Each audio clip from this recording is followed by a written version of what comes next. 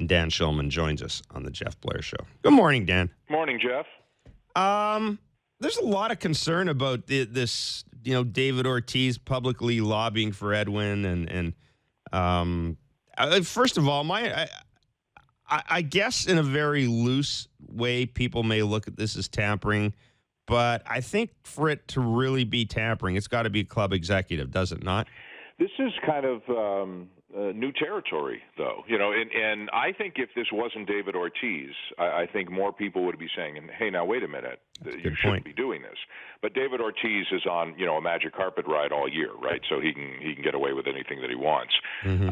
I agree with what you said about a minute ago. I'm sure Encarnacion is flattered. At the end of the day, I'm not sure, even if David Ortiz takes him out for dinner, David Ortiz could take him out for dinner in November and say, hey, Boston is great, and here's why, bum, bum, bum. And that could have some sway, but I agree with you. It's going to come down to years and money and where Edwin's heart is. If he loves Toronto, if he truly loves Toronto, maybe he gives the Blue Jays a bit of a hometown discount to stay. But if the Blue Jays offer 2 years, 40, and the Red Sox offer 3 years, 66, game over, right? It's just the way it is, 99 times out of 100. And he is the perfect replacement for David Ortiz. And if I were Edwin Encarnacion, I'd be crazy to not at least listen to what the Red Sox have to say. I think the Blue Jays' best chance to get him is to lock him up before he ever gets to free agency, but who knows if Encarnacion's interested in that at all. He said in the spring he didn't want to do that. Once the season started, he wanted to just play. And if I'm him, I just keep playing, and I drive in 135 runs or whatever it is, and then I'll have a number of American League teams who are interested in me. I was going to say, Dan, at some point, you almost get to the point, though, don't you, where it's really it's to his benefit just to let it play out. Absolutely. And we may be close to that. Yeah. They're more than halfway through the season. The only risk is injury. If I were Edwin Encarnacion, I would play it out and just hear what people say. And I know a lot of people are talking about this more because David Ortiz said what he said, which, by the way, is at least the second time that he has said what he said. Mm-hmm. But whether Ortiz said anything or not, this was reality before.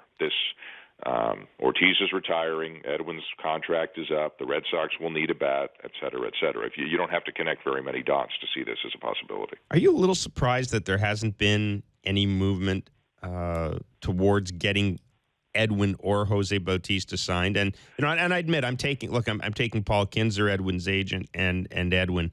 I'm taking what they say at face value here. I don't know. Maybe stuff has been going on behind the scenes. But are you surprised that we haven't heard a little more or seen a little more in the way of activity? I thought there might be a little bit with Encarnacion. I'm not that close to it to know, if is everybody telling the truth. So I thought we might see a little bit with Edwin. I never really thought we would see much with Bautista. Mm-hmm. And again, if anybody knows how many years and how much money he asked for, let me know, because there's all kinds of stories and rumors, but I don't think anybody really publicly in the media knows exactly what he asked for. But assuming it was at least 4 years and assuming it was a big amount of money, I can understand why the Blue Jays would want to let him play it out. The one thing that people have to remember is they have Tulowitzki, who's in his 30s, signed for multiple years at big money. They have Martin, who's in his 30s, signed for multiple years at big money.